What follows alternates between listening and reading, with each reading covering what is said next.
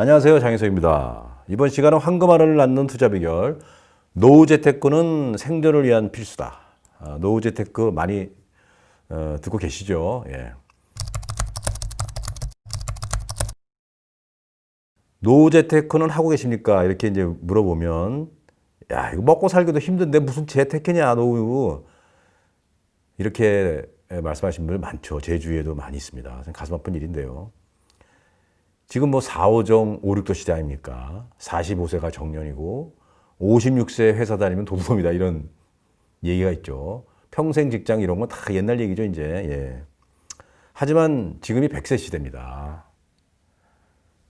그래서 은퇴 이후의 세대가 중요한 인생 이모작 그런 시대라고 하죠. 예. 그래서 이제는 나이 먹어가지고 죽을 날만 기다리는 이제 그런 시대를 맞이해서는 안 됩니다.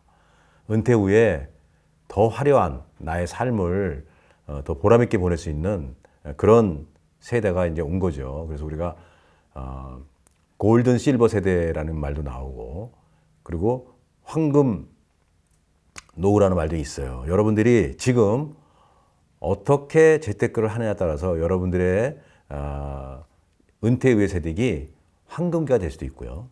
아니면 암흑기가 될 수도 있다는 거 여러분들 잘 아셔야 됩니다. 나이 먹어서 돈 없는데 건강만 한 사람들 있죠. 그런 사람들은 정말 배만 고픕니다. 예. 차라리 몸이라도 아프면 집에서 그냥 쉬면 될 텐데, 예. 몸은 건강하죠. 활동하고 싶은데 돈은 없고. 예. 또 어떤 분들은요, 막 강북에 집을 팔아가지고 강남으로 전세를 가요. 그래가지고 자식들 뒷바라지 한다고요. 뭐 강북에 집을 팔아도 강남 전세값 대기도 힘든 시대죠. 예. 그 왜 그렇게 하십니까? 그러면 자식을 잘 키워서 자식을 훌륭한 사람 만들어야 된다 이겁니다. 그런데 나중에 본인도 생각도 하셔야죠. 자식이 요새 아무리 잘 돼도요, 자기 앞가림하기도 쉽지 않은 세대예요. 그런데 어떻게 부모님을 돌보겠어요? 요즘은요, 부모님과 자식이 서로 손 안 벌리면 그게 효자고 그게 좋은 부모입니다. 괜히 집 팔아가지고 전세 살면서 나중에 자식은 뭐 키워놔서 밥 먹고 살게 하겠지만 본인들이 너무 힘들면 또 그 자식은 마음이 편하겠어요. 자식한테 의존하시면 안 됩니다. 자식은 자식대로 가르치되 본인들 재테크도 하셔야 돼요. 지금 국민연금 수급 연령이 이제 65세로 이제 바뀌죠. 예. 그런데 직장인의 평균 퇴직 나이는 50세 전후랍니다. 자, 우리 옛날 보릿고개처럼 이렇게 15년의 보릿고개 시대가 이제 곧 닥치는 거예요. 그럼 회사에서 계속 내가 65세까지 다니면 되는데 그 전에 나오게 되면 어떻게 됩니까? 돈을 벌어야 되는데 나이 먹어서 직장 구하기 쉽지 않죠. 예. 자, 노후 자금이 풍족한 금태족이라고 그러죠. 금태족. 예. 은퇴하는데 이제 황금 은퇴족이라고 그러죠. 금태족이 되려면 월 400만 원이 필요하대요. 그리고 어쨌든 평균적으로 그냥 그래도 노후를 즐기려면, 생활을 하려면 일반적인 한 250만 원 있어야 된답니다. 그런데 지금 현실적으로는 200만 원도 안 되는 그런 세대가 많아요. 그래서 근근히 사는 거죠. 힘들죠. 예. 자, 지금부터라도 여러분들 나이가 몇 살인지 모르겠지만 이 강의를 들으신 분들은 5년, 10년, 20년 계획을 세우세요. 그래서 황금 노년을 보낼 수 있도록, 그래서 후회 없는 삶을 살 수 있도록 이렇게 해봅시다. 많은 사람들이 노후 재테크 그러면요, 야, 그거 누가 할 줄 몰라서 안 하냐? 야, 나도 알지. 근데 돈이 없어. 돈 있어야지. 이런 분들이 있어요. 자, 과연 돈이 있어야만 할 수 있을까요? 자, 1주택자인 경우도 많죠, 우리나라에. 집이 하나 어쨌든 있습니다. 그런 분들도 할 수 있어요. 똘똘한 집 한 채 재테크라고 그러는데, 우리나라는 그 양도세 비과세 제도가 있죠, 1주택자들은. 양도세 비과세와 레버리지 효과. 주택담보대출이요.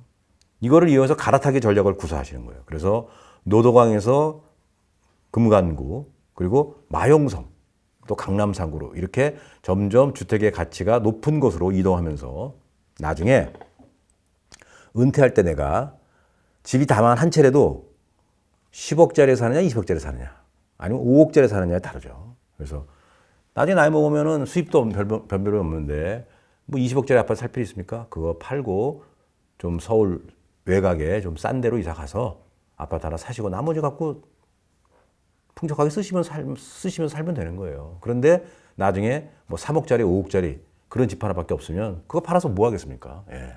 그래서 똘똘한 집 한 채 재테크 관심을 가지시라는 거고요. 자, 똘똘한 집 한 채 재테크를 하려면요. 인테리어 공들이지 마셔야 돼요. 그 집이 아까워서 못 파는 사람도 있거든요. 그래서 5분 대기 전으로 살아란 말이 있어요. 우리 부동산 쪽에서는. 언제 이사 갈지 모른다 이거죠. 예. 또 집도 사라 그러면 돈이 없다고요. 싼 게 비지떡인 걸 모르고 아주 싼 걸 사요. 그럼 나중에 집값 오르지도 않고 또 나중에 팔라 그러면 팔리지도 않아요. 그래서 집 한 채를 살 때는 무조건 대장주. 안 되면 넘버 3까지라도 사셔야 나중에 집값이 오를 때 많이 오르고 집값이 떨어지더라도 많이 안 떨어지고 황금성이 있다는 걸 아셔야 됩니다. 자, 공기 맑고 살기 좋은 곳 원하시는 분들 많은데 그건 나이 들어서 가시고요. 젊을 때는 되도록이면 공기가 안 맑고 살기가 불편한 곳으로 가셔야 됩니다. 그런 곳이 공기 맑고 살기 좋은 곳은 집값 안 오릅니다. 자, 젊은 층이 많이 사는 동네를 가셔야 돼요. 그리고 주변에 프랜차이즈점이 몰려있는 동네를 찾아야 됩니다. 우리 동네에는 젊은 사람이 별로 없어. 나이 드신 분들이 많아. 그런 곳은 집값 안 오릅니다. 예, 우리가 물줄기가 흘러가는 곳에 집을 구하라는데 그런 곳은 물줄기가 흘러가다가 막힌 곳이죠. 예. 자, 누구나 다 전세로 시작해요. 돈이 없어요. 월세로 시작하거나. 그런데 누구는 은퇴 때 20억 아파트를 갖고 있느냐, 누구는 5억 아파트를 갖고 있냐는 것을 여러분들이 지금 이 순간에 어떤 계획을 갖고 어떻게 재테크하냐에 따라 달려있다는 거 여러분 명심하시기 바랍니다.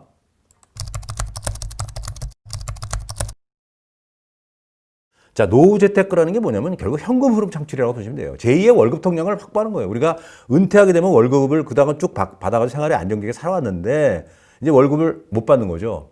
그걸 대비해서 하나를 더 만들어 놓는 거죠. 예. 그것이 바로 노후 재테크의 기본 핵심 원리입니다. 그래서 시세 차익 투자에서 되도록 탈피하셔가지고요. 임대 사업으로 현금 흐름을 창출하라는 거예요. 그래서 자금 여유가 없는 분들은 일단 3천만 원에서 6천만 원의 갭 투자로 시작할 수 있어요. 전세 끼고 사는 거죠. 가격이 오를 수 있는 그런 미래 가치가 좋은 지역에. 그런 다음에 차차 반전세나 월세로 전환하는 거예요. 또 대출도 규제가 풀릴 수도 있지 않습니까? 나중에. 예. 그런 것으로 하면 되는 거예요. 그래서 나중에 거기서 현금 흐름을 창출하는 겁니다. 자, 유동인구가 증가해서 전월세 수요가 풍부하고 임대료 상승할 수 있는 곳 위주로 투자하라. 제가 항상 강조하는 거죠. 공급보다 수요가 많은 곳, 임대료가 상승하는 곳, 유동인구가 늘어나는 곳 이런 거죠. 자, 지금 자금 여유가 있는 분, 그런 분들은 아파트 사지 마시고요. 상가나 오피스텔 등 월세가 나올 수 있는 물건에 투자하셔야 돼요. 자, 그리고 누가 다 이미 지어져 있는 거는 건물가까지 같이 내가 내야 되는 게 비싸요. 예, 그래서 임대 수익이 좀 낮잖아요. 그래서 그런 분들 오랜 단독 다가구 주택 근린생활시설을 매입해서 리모델링을 하거나 또는 신축해서 부가가치 높이는 방법이 유력합니다. 요거는 자꾸 어렵게 생각해가지고 힘들게만 생각하시면 있는데 그렇지 않습니다. 조금만 그 공부하고 연구하고 또 전문가들의 조언을 얻으면 충분히 가능하거든요. 부가가치를 높일 수 있는 방법이에요. 서울 도심의 땅값은 날이 갈수록 오르지 않습니까? 서울의 집값은 떨어질 수 있어도. 그런 것에 착안해서 이런 투자 방법을 한번 모색해 보는 것도 저는 좋을 것 같아요. 여러분들 지금 저금리 시대잖아요. 지금 금리를 계속 내려서 0.5%. 거의 제로금리 시대죠. 이런 곳에는, 이런 상황에서는 현금이 가치가 없죠. 예, 은행에다 돈을 집어넣어봐야 나에게 뭐 이자가 뭐 얼마 됩니까? 이런 때는 싼 이자를 이용해서 레버지 효과를 높여서 임대수를 높여야 되는 거예요. 그러다 보니까 이제 부동산 값이 상승해가지고 나라에서 금리를 올릴 수 없으니까 대출을 규제하잖아요. 또 언젠가 또 대출 규제가 또 풀립니다. 예. 그러니까 저금리 시대에서는 항상 이자율보다 임대 수익률이 많게 해서 그렇게 해서 현금을 활용해가지고 돈을 버는 거죠. 예. 그래서 정부의 대출 규제가 또 어느 정도 부동산이 좀 하강기에 접어들거나 안정이 되면 또 대출 규제를 또 완화합니다. 예. 그럴 때 또 그런 상황을 이용해서 레버리지 효과를 또 극대화하는 것도 하나의 방법이라고 보시면 되고요.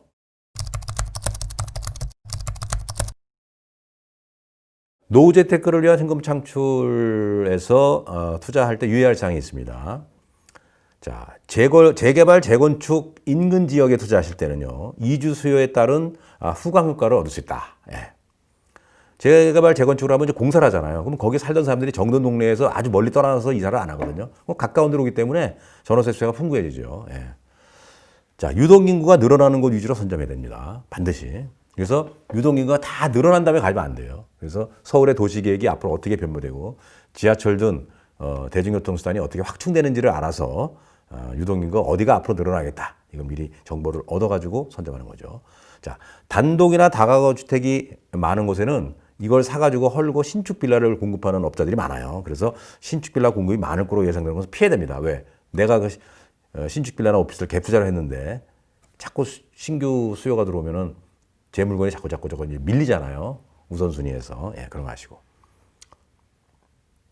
신축 빌라 오피스텔 투자 같은 경우는 이제 계약금을 보통 10%를 내고 1차 중도금, 2차 중도금으로 나눠지는데요. 1차 중도금 바닥 공사가 완료됐을 때, 2차 중도금은 골조 공사가 완료됐을 때, 그리고 잔금은 전세금으로 충당하는 방식이에요. 그래서 돈이 지금 없는 사람들은 일단 이렇게 갭 투자를 이용해서 유동인구가 늘어나는 곳에 신축 빌라나 오피스텔을 샀다가 나중에 반전세 월세로 돌린다는 거, 이런 거 한번 생각을 해보실 필요가 있습니다.